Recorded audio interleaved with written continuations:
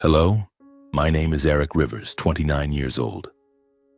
I am a sergeant in the United States Army, currently stationed at U.S. Army Garrison Bavaria, Germany, a place where cold winds sweep through lush green fields and quaint villages nestle at the foot of the majestic Alps. Here, the air always carries a sense of tranquility, as if time slows down compared to the bustling days I once lived in San Diego, California, my hometown, where golden sunlight stretches across the beaches and waves ceaselessly crash against the shore. I grew up in a family that everyone described as perfect. My father, Kenneth Rivers, is a stern man, always proud of the small family business he built. A workshop crafting handmade furniture, supplying luxurious hotels. My mother, Evelyn, is the kind of woman who is gentle yet sharp, always knowing how to keep the family's fire burning and ensuring everything in the household runs smoothly.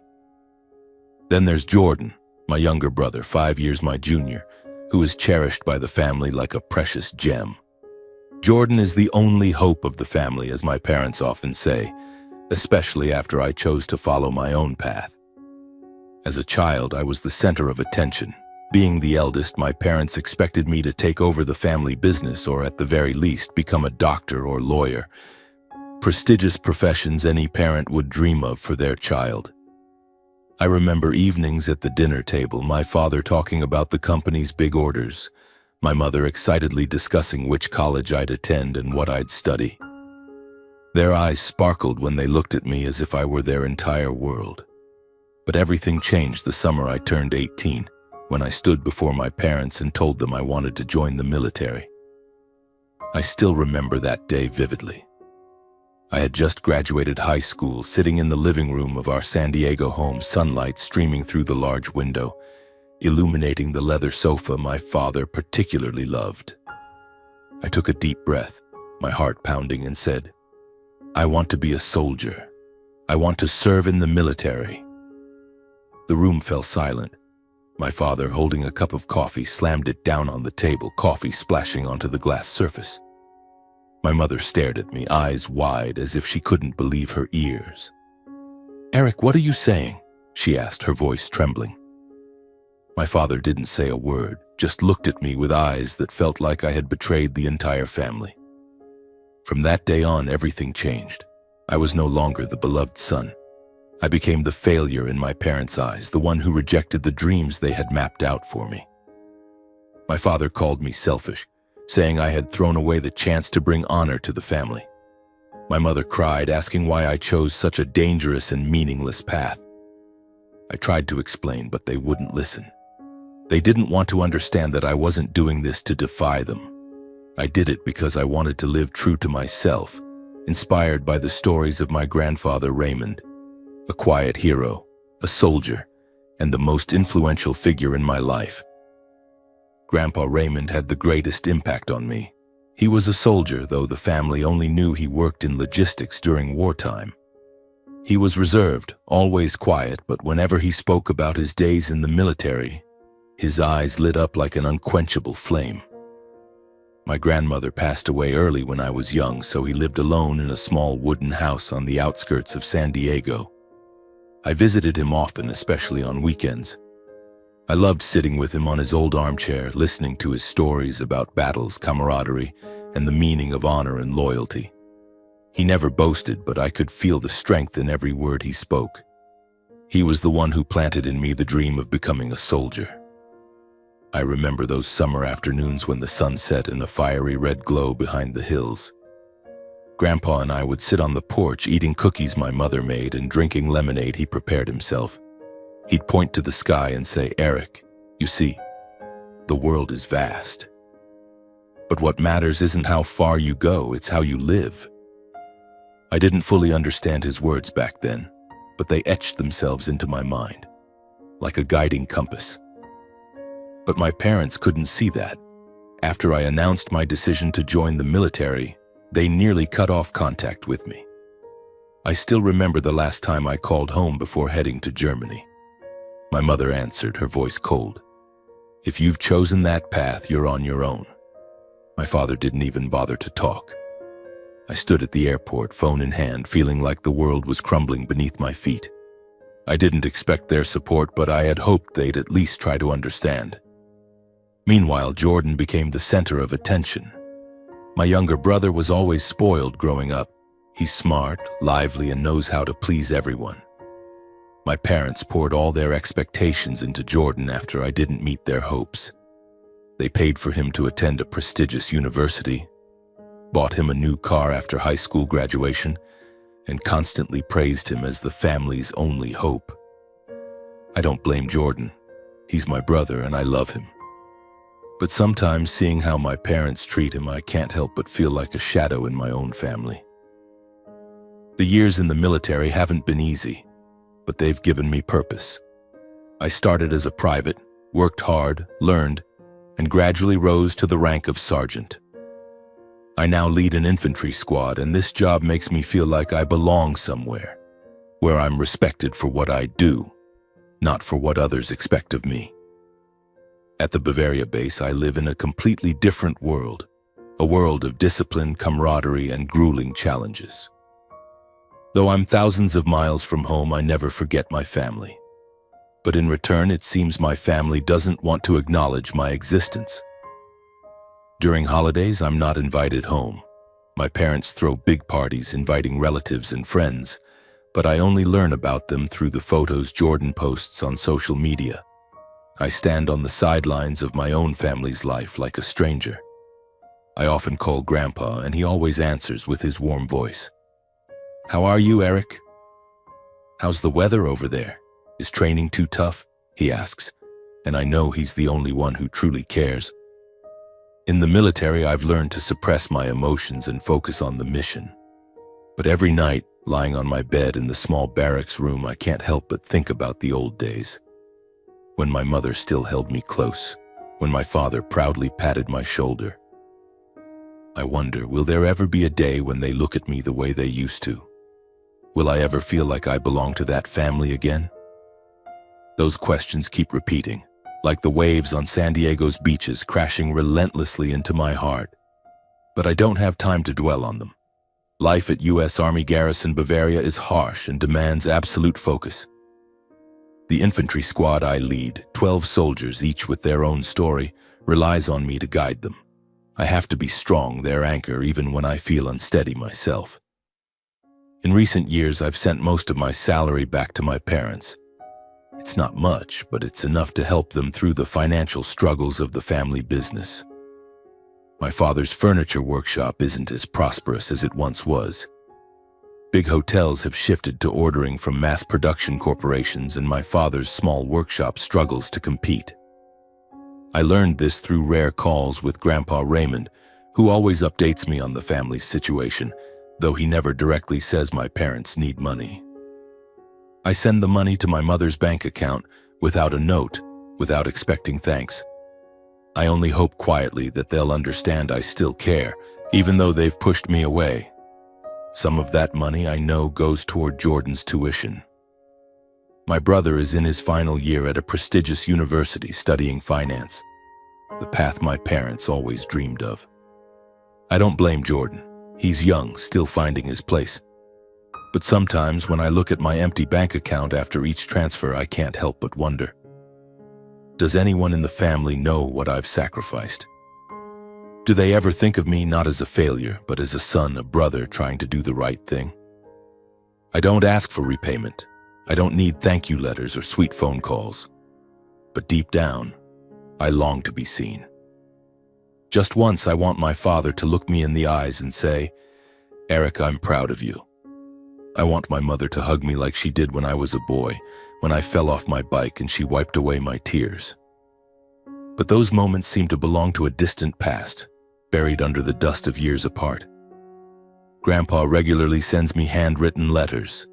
Each time I receive one, a warmth creeps into my heart. He writes in his shaky but heartfelt script, telling me about fishing trips at the lake near his house, fixing the wooden fence, or simply the San Diego weather. At the end of every letter, he always writes, "You're my pride, Eric." Never forget that. Those words keep me standing like a lighthouse guiding me through dark days. Time passes and I've grown accustomed to life away from my family. I've built another family here in the military. Brothers who'd go through hell with me, who never ask about my past but are always ready to have my back. I've started to think maybe this is where I truly belong. Maybe I don't need to keep trying to win back my parents' love. Maybe I'm strong enough to move forward without their validation. Then one day the invitation came.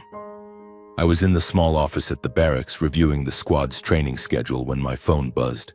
A text from my mother, short and cold. "Family reunion this year in Oregon. Do you want to come?" I read and reread those words, my heart pounding. The family reunion. A gathering every 5 years where the entire Rivers clan comes together, eating, laughing, and sharing old stories. The last time I attended, I was 18, just before announcing my decision to join the military. That was the last time I felt truly part of the family. I held the phone, my fingers hovering over the screen, unsure how to respond. The invitation didn't feel like a real one. It felt like a formality, as if my mother sent it out of obligation. "No, how are you? No, I can't wait to see you." Just a dry, emotionless question. But despite that, a part of me sparked with hope. Maybe this was my chance to return, to mend the cracks, to show them I'm still Eric, the son, the brother they once loved. I replied, "I'll be there." Just 3 words, but it took me hours to type them. I didn't know what I expected, a warm response or at least an acknowledgement. But nothing came. The phone screen stayed silent, just like my family had been for years. I requested leave.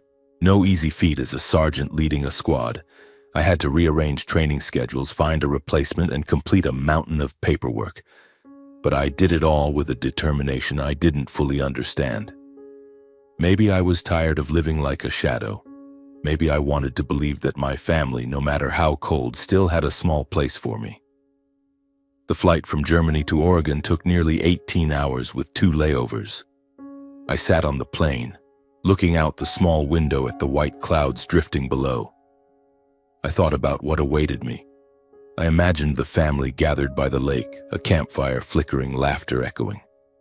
I pictured myself walking in, my mother running to hug me, my father patting my shoulder, and Jordan flashing his mischievous grin like old times. But then I reminded myself, don't hope too much. The greater the hope, the deeper the pain. When the plane landed in Portland, a surge of adrenaline coursed through me. I rented a car and drove to the lakeside lodge where my family had reserved a spot for the reunion. The road wound through pine forests, the scent of sap lingering in the air. I rolled down the window, letting the cool breeze in, trying to ease the nervous tightness in my chest. I didn't know what I'd face, but I knew I couldn't turn back. When I arrived, the sun was setting, casting a golden glow over the calm lake.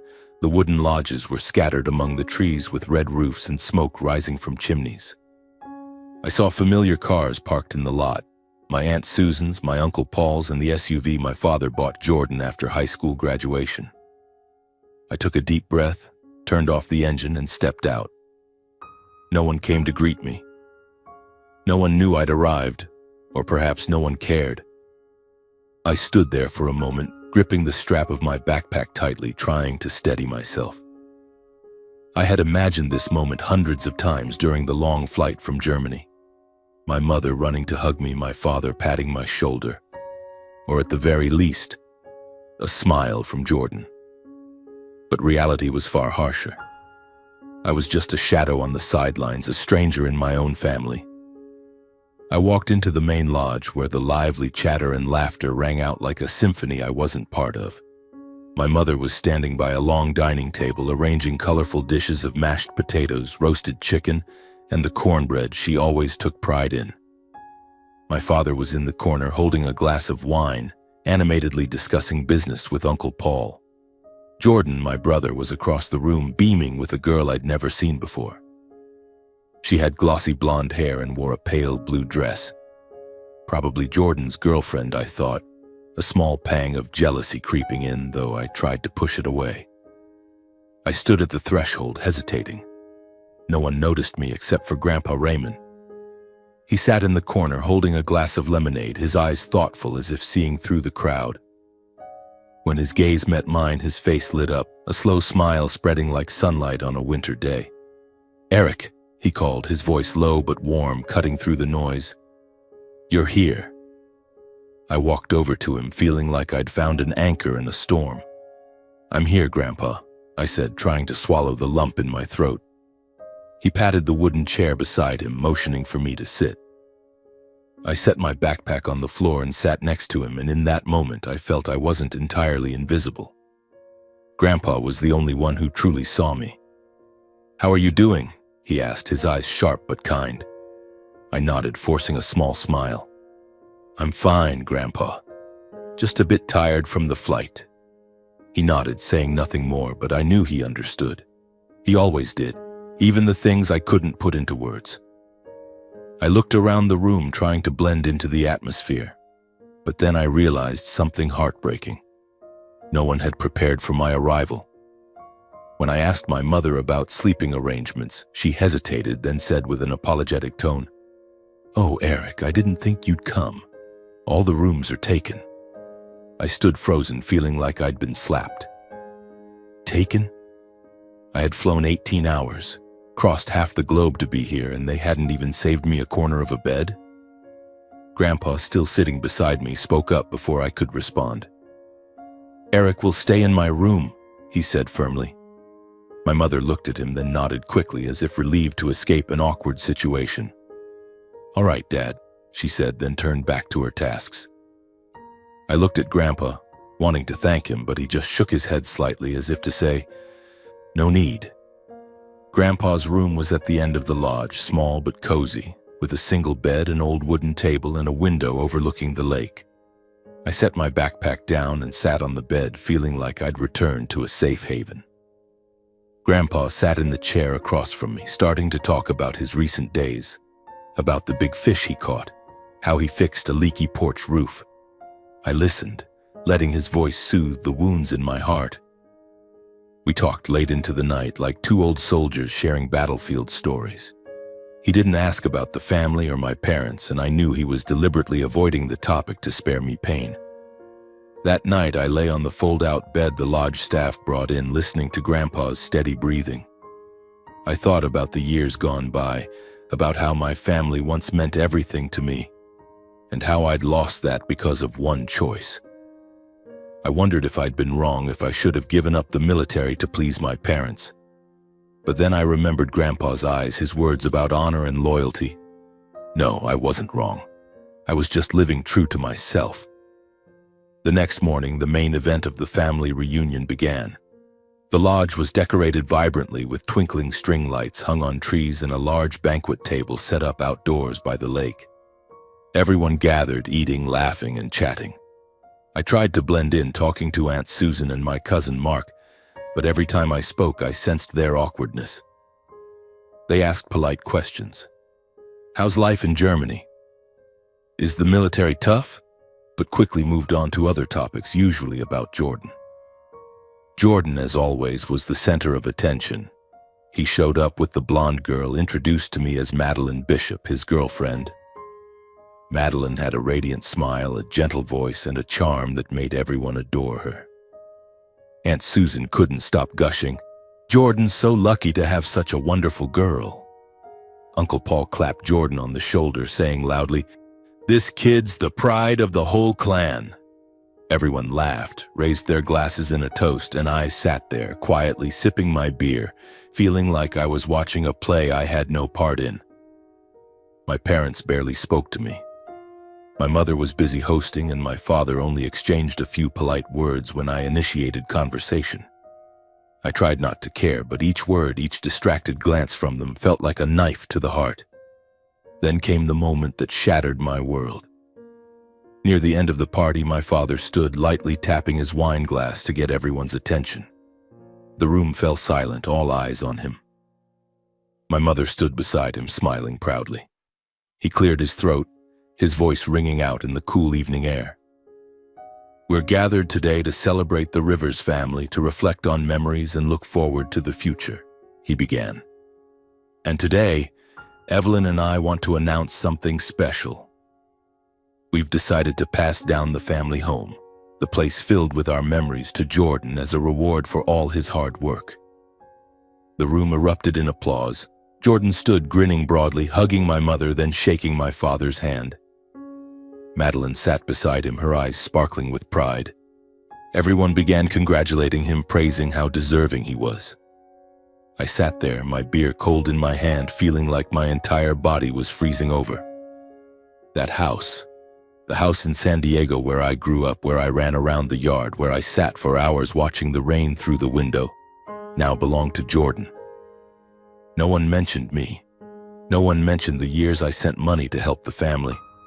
No one mentioned the sleepless nights in the barracks thinking of them. I was invisible, as if I'd never existed in the Rivers family. I looked at Grandpa, hoping for some comfort, but he just sat there, his eyes calm, his hands tightly gripping his lemonade glass.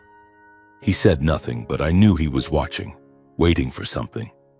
I wanted to stand up, to shout, to ask my parents why they treated me this way. But I couldn't. I just sat there, bottling up every emotion, as I'd been trained to do in the military. I smiled, clapped along with everyone else, but inside a deep crack had formed. When the party ended, I stood and quietly left the table.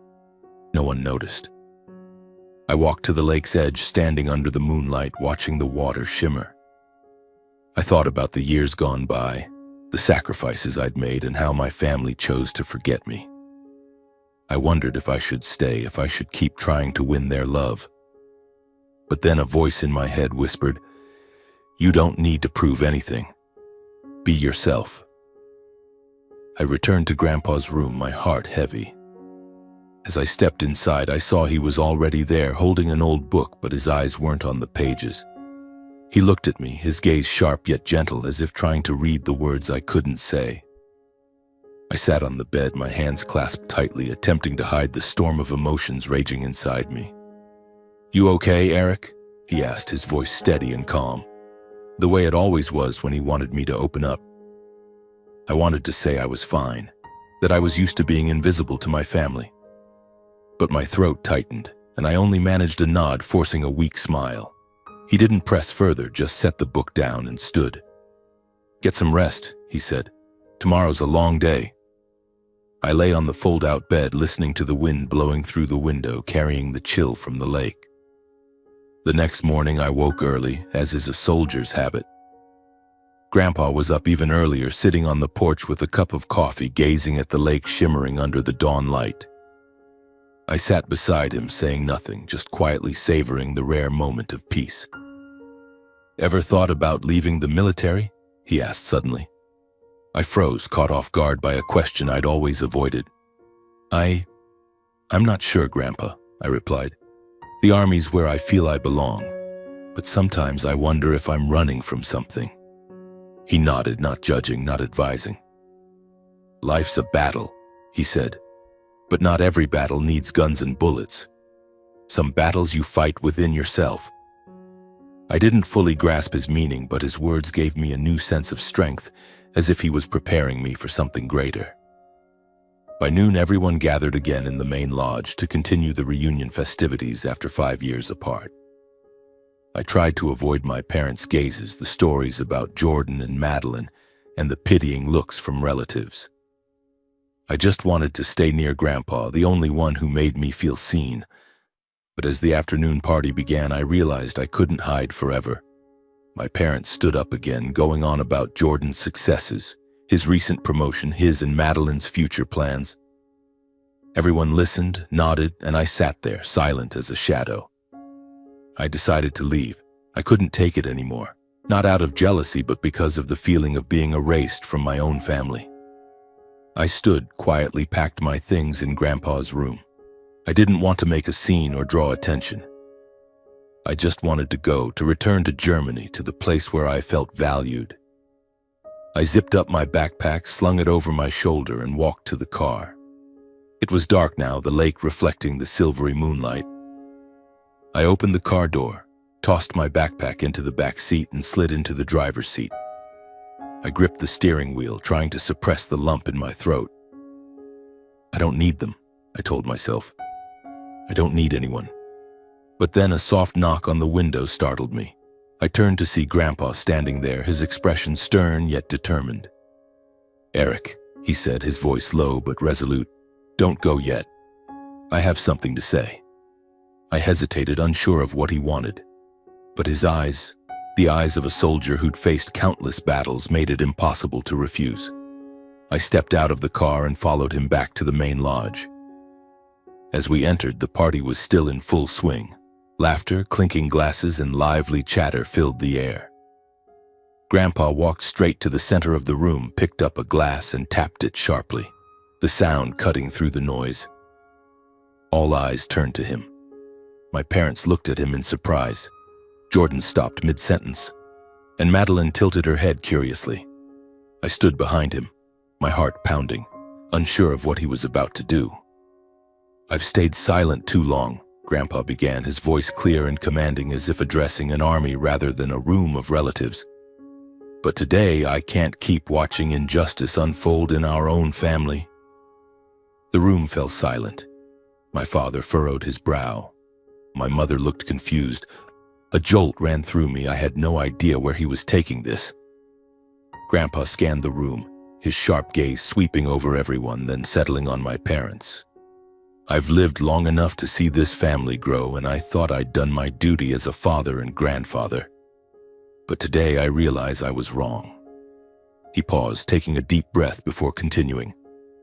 "Everyone here knows I was a soldier, but no one knows the truth about what I did."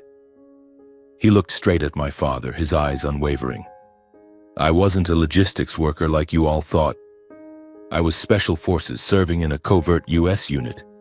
I fought in missions you can't even imagine, and I survived, not because of luck, but because I knew what honor and sacrifice meant." The room seemed to hold its breath. I stared at Grandpa, stunned. Special forces? He'd never mentioned this. In all his stories, he only talked about driving supply trucks through war zones. But now, looking into his eyes, I knew he was telling the truth. And I knew he wasn't done. "In those years," he continued, "I amassed a fortune from bonuses from quiet investments. About $10 million. A murmur rippled through the room. Aunt Susan covered her mouth, Uncle Paul's eyes widened, and Jordan stared at Grandpa as if he'd said something unbelievable. My father stood abruptly, his voice trembling. "Dad, what are you talking about?" Grandpa raised a hand, silencing him. "I had planned to leave that fortune to you, Kenneth," he said, looking directly at my father. "But today I've changed my mind." He turned to me, his gaze softening but still resolute. "I've decided to leave it all to Eric, the only one in this family who understands what honor, sacrifice, and loyalty truly mean." The room fell into a suffocating silence, as if someone had hit pause on the world. All eyes turned to me, but I just stood there, my heart pounding, my mind reeling. $10 million. For me? The number was beyond anything I'd ever imagined, but more than that, Grandpa's words. The recognition he gave me felt like a fire warming my frozen heart after all these years. I wanted to say something, to thank him, to shout that I didn't need the money, only for my family to see me as they once did. But my throat tightened, and I stood frozen like a soldier awaiting orders. Then Uncle Paul's soft chuckle broke the silence. "Raymond, are you drunk?" he said, half joking, half serious, as if trying to lighten the mood. $10 million? For Eric? You're kidding, right? A few other relatives joined in with awkward laughter. Aunt Susan chimed in, her voice feigning cheerfulness. "Raymond, you must have had too much wine." Some people nearby nodded, as if they thought Grandpa was just rambling, an old man trying to stir attention. I looked at Grandpa, worried the mockery would hurt him. But he stood there, steady as a mountain, his sharp gaze sweeping over the room. He said nothing, only calmly pulled a folded piece of paper from his pocket and placed it on the table. "If you think I'm talking nonsense," he said, his voice low but sharp as a blade, "just wait a few minutes." The room went quiet as the door swung open. A middle-aged man stepped in, dressed in a black suit carrying a leather briefcase. His stride confident yet understated. "My name is Clifford Hale, attorney for Mr. Raymond Rivers," he introduced himself, his voice calm and authoritative. He set the briefcase on the table, opened it, and pulled out a thick stack of documents. I'm here to confirm that what Mr. Raymond just announced is true. His estate, including cash, real estate, and investments, totals approximately $10 million. Mr. Raymond had originally intended to leave this to his son.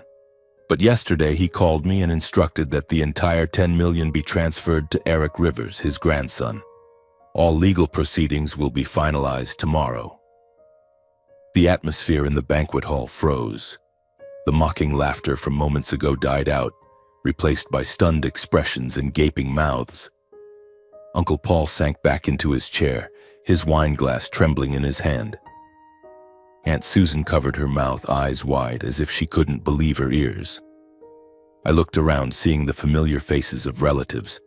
Those who had praised Jordan ignored me for years, now lowering their heads as if ashamed of what they'd said earlier. My father was the first to erupt. He shot to his feet, the wooden chair creaking, his face red with fury. Dad, what are you doing? You can't treat me like this. I'm your son, the one who's held this family together, who's sacrificed my whole life to take care of you. And Eric? He pointed at me, his eyes burning. He left, chose that pointless soldier's life, made his mother cry for nights on end. And now you say he's more deserving than me? You're unfair to your own flesh and blood. His words cut into my heart like a knife. Pointless soldier's life? The years I poured sweat, blood, and tears into the military, the nights I stayed awake to keep my squad safe, the times I sent money home to help the family, all pointless in his eyes? I clenched my fists, trying to suppress the anger rising in my chest. I wanted to shout back, to tell him I'd sacrificed more than anyone in this room knew. But I couldn't. I was trained to stay calm, to not let emotions take over. And I knew if I spoke now, things would only get worse. My mother stood, trying to defuse the situation. She stepped toward Grandpa, placing a hand on his shoulder, her voice sweet but trembling. Dad, I know you love Eric, she said, her eyes glistening with tears. We do too, but $10 million? That's the family's legacy. Jordan's about to graduate and start his career. He needs this support to build his future. Eric has his own life in Germany, doesn't he? She turned to me, her eyes pleading for me to agree, as if my nod could make Grandpa change his mind. But her words only deepened my pain. They didn't just want Grandpa's fortune. They wanted to erase me from the family picture, as if I'd never existed. I looked at Jordan. My brother stood frozen, gripping his wine glass so tightly his knuckles were white. Madeline, his girlfriend, sat beside him, eyes wide with shock. She took his hand, whispering something, but he just shook his head, his gaze flickering between Grandpa and me. Grandpa, Jordan finally spoke, his voice soft and trembling. I don't understand. What did I do wrong? His eyes were red, and for the first time I saw him not as the family's only hope, but as a young man trying to please everyone. I wanted to tell him I didn't want the money, that I wasn't here to compete. But before I could speak, Grandpa's voice cut through again. Enough, he said, his tone low but sharp as a blade. I'm not here to argue. I've made my decision and it's final. He looked straight at my father, his eyes unwavering. Kenneth, you say Eric abandoned you, but have you ever asked what he's sacrificed? Do you know he's been sending money home for years? To save your business, to pay for Jordan's tuition? And you've never once thanked him. Do you know he's lived years of sacrifice, hoping just once for this family to acknowledge him? He paused, turning to the room. All of you here, have you ever truly seen Eric? Or have you only seen him as a failure because he didn't follow the path you wanted? Grandpa's words were like a bomb exploding in the room. No one dared meet his gaze, not even my father. Aunt Susan bowed her head, her face flushed, as if ashamed of her earlier comments about Jordan. Uncle Paul shifted uncomfortably in his seat, avoiding Grandpa's eyes. My mother sank into her chair, covering her face, tears streaming down. My father stood there, mouth agape, unable to speak. Jordan looked at me, his expression complex, part anger, part shame, and a lot of confusion. Eric, he whispered, barely audible. I didn't know. I stood there, stunned. I didn't know what to say or do. I just looked at Grandpa, my eyes filled with gratitude. He had seen me, truly seen me, when the world turned its back. He stepped closer, placed a hand on my shoulder, and said softly, "Just for me to hear. You don't need to say anything. Just live up to it." His words ignited a fire in my heart. I nodded, my eyes stinging, avoiding his gaze for fear I'd break down. The room remained silent, as if waiting for something, a protest, an explanation, or just a sigh to break the heavy atmosphere. But no one spoke. My father turned and stormed out, the door slamming behind him. My mother ran after him, her voice choked with sobs, calling his name. Jordan and Madeline quietly left, not looking at me. Relatives began to disperse, some whispering, others glancing at me with unreadable expressions, as if I'd become a stranger in their eyes. I stood there beside Grandpa, feeling like the world had shifted. I didn't want the money, not because I didn't need it, but because I feared it would drive me further from my family. But I knew Grandpa didn't do this for the money. He did it to tell the world I was worthy, and for the first time in years I felt I was no longer a shadow. That night I couldn't sleep. I sat on the lodge's porch, gazing at the lake shimmering under the moonlight, trying to sort through the chaos in my mind. Grandpa's words, my father's anger, Jordan's confused look, and my mother's trembling voice swirled in my head like a storm. I thought about the years I'd spent trying to earn my family's recognition, the times I sent money home without a single thank you, the way they gave my childhood home to Jordan without mentioning me. And now Grandpa had stood up for me, but the cost was a deeper rift in the family. The next morning, Grandpa and I woke early, as is the habit of 2 generations of soldiers. "What are you going to do next?" he asked, his voice steady but not pressing. I hesitated, unsure how to answer. I don't know, Grandpa, I said. I never thought about having that kind of money. I just want to go back to Germany, keep doing my job. He nodded, his gaze distant, as if recalling old days. "Money doesn't make the man, Eric," he said. "But it can give you a chance to live true to your heart. Don't let it define you. Use it to do something meaningful." I nodded, but my heart was still in turmoil. Meaningful? I'd lived for honor, for loyalty, but I didn't know if I could find meaning in a family that had turned its back on me. We left the lodge early that day. I drove Grandpa back to his small wooden house in San Diego, the long road quiet except for the hum of old country songs on the radio. He didn't say much, but when he spoke, his words carried a weight that made me reflect. "Family isn't always the ones you share blood with," he said as we stopped at a gas station. "Sometimes family is the ones who see you, truly see you." I looked at him, wanting to ask if he regretted confronting my parents and the family, but I didn't dare. I just nodded, feeling like he was giving me a lesson I wasn't yet ready to fully grasp. When we reached his house, I helped him carry his luggage inside. The house was the same as ever, the smell of old wood, the worn armchair, the family photos on the wall, including one of Jordan and me as kids grinning ear to ear beside Grandpa. I stared at the photo, my heart heavy. "Do you think they'll ever forgive me?" I asked, my voice barely above a whisper. Grandpa looked at me, his eyes gentle but firm. "Forgiveness is their business, Eric," he said. "But you don't need their forgiveness to live well. You just need to live true." I nodded, but deep down I knew I still longed for the day my family would see me the way Grandpa did. I stayed in San Diego for one more day before my flight back to Germany. No one from the family called or texted. Right before I left for the airport, Grandpa called, his voice low but vibrant. "Kenneth and Evelyn are pestering me," he said, chuckling softly. "They've been calling all day trying to change my mind. But I've made my decision, and Clifford's handling the paperwork. You just focus on your work." I smiled, feeling a weight lift from my shoulders.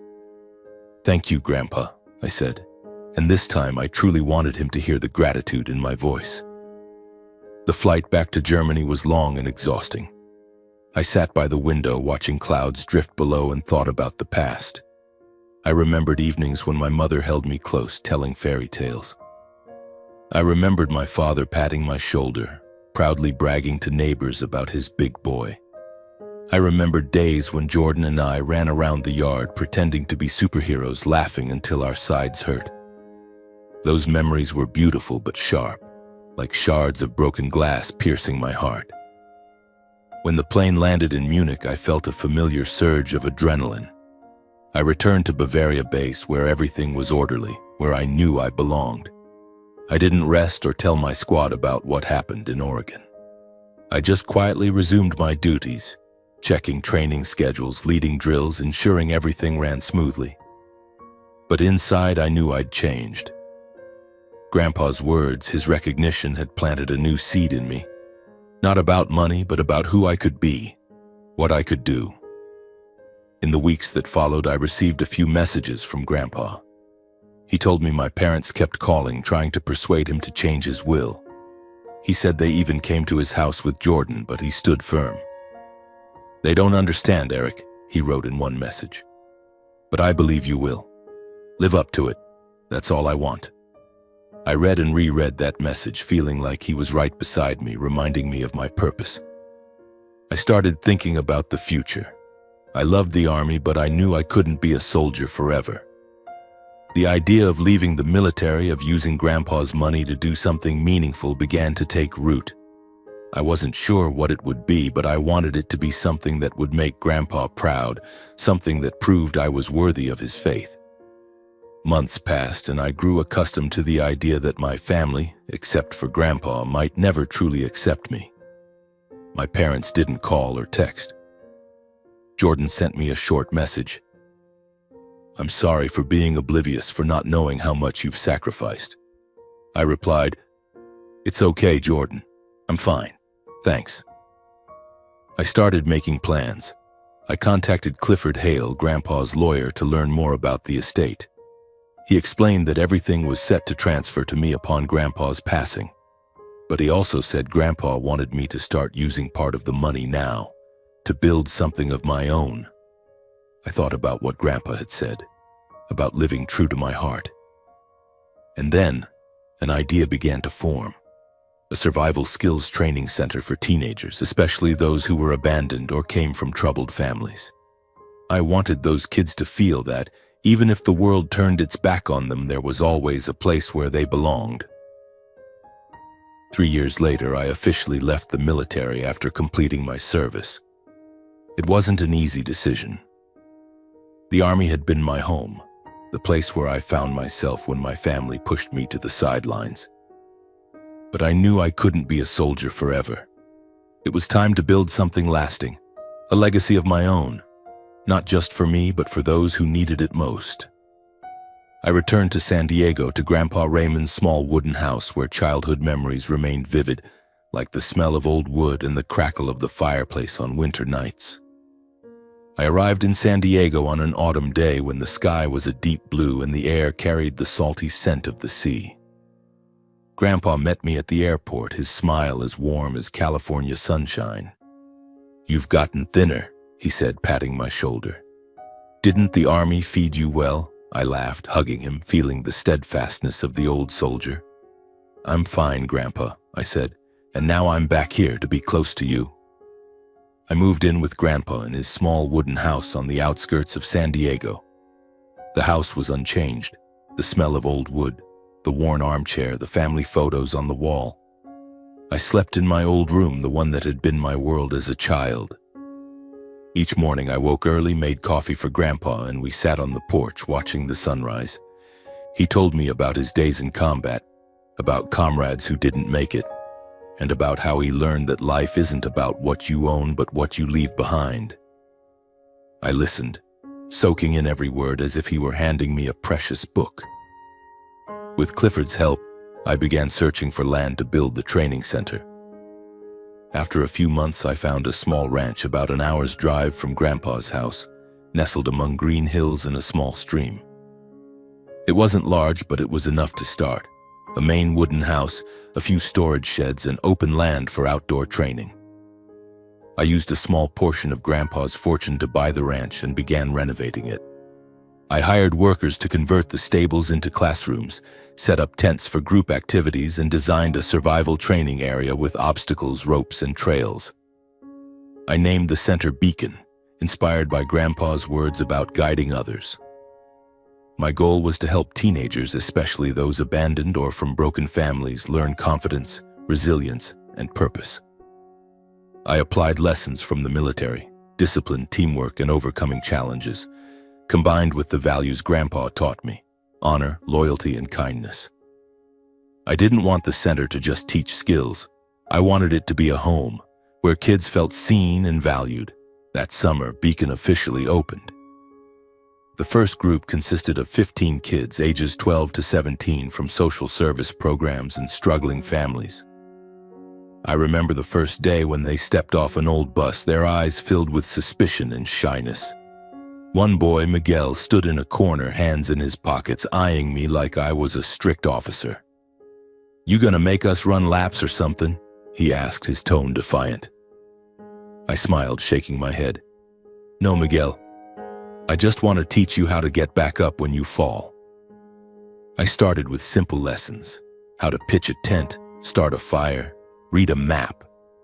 But more than that, I taught them to believe in themselves. I shared stories from my military days about feeling like I didn't belong and how Grandpa helped me find my path. The kids listened, hesitant at first, but slowly they opened up. I saw them laugh more, work together, and start believing they could achieve something greater. Grandpa visited Beacon often. He'd sit in a folding chair watching the kids run through obstacle courses, his eyes sparkling like a young soldier's. "You're doing good work, Eric," he said once, as we sat by the stream watching the kids set up tents. "But you know what I want next?" He raised an eyebrow, a mischievous smile on his face. "A granddaughter-in-law? You're almost 30. Don't make me wait too long." I laughed, but I knew he was serious. Grandpa always urged me to find a partner, to marry, to build a family of my own. "I'm not ready, Grandpa," I said, but he just shook his head. "You don't need to be ready. Just open your heart." I nodded, but I knew I still carried old wounds, from my family, from years of being invisible. I wasn't sure I could open up to someone, not when I still feared rejection. Those days with Grandpa were the warmest of my life. We fixed fences together, fished union fished by the ranch's stream, and sat on the porch at night talking about everything from his battles to my dreams. He told me about Grandma, how she'd been the light of his life, and how he learned that love was the only thing worth living for. "Don't let the past trap you, Eric," he said one night under the moonlight. "Your family may have hurt you, but you can choose to live differently." But that happiness didn't last forever. 2 years after I returned to San Diego, Grandpa began to weaken. He coughed more, moved slower, and some days he just sat on the porch staring into the distance. I knew his time was short, but I didn't want to believe it. I tried to spend every moment with him, cherishing every smile, every word. One morning I found him in his armchair, peaceful as if asleep.